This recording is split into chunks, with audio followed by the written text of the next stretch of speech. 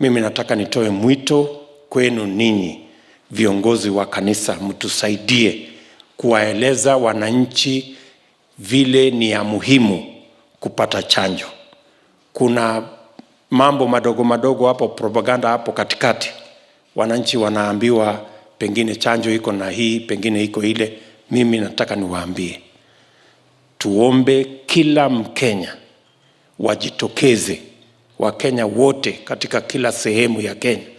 wajitokeze ili tupate vaccination,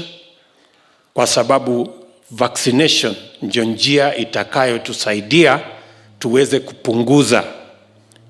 wale watu tunawapoteza, na pia itatusaidia kuhakikisha kwamba uchumi wetu inafunguliwa na tunarudi katika makazi zetu, ndio tuweze kupeleka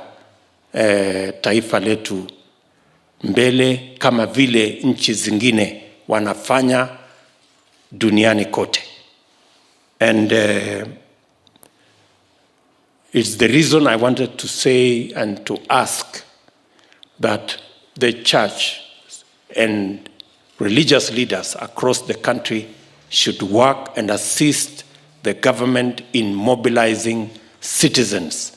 for purposes of vaccination, so that we can reduce the lives that are getting lost because of COVID, and also be able to vaccinate the larger majority of citizens, so that we can begin to open the economy, allow people to get to work, be able to get to normalcy, so that we can move as a country into the future. Every citizen in Kenya should be mobilized for purposes of vaccination. And I am asking public officials in charge to make sure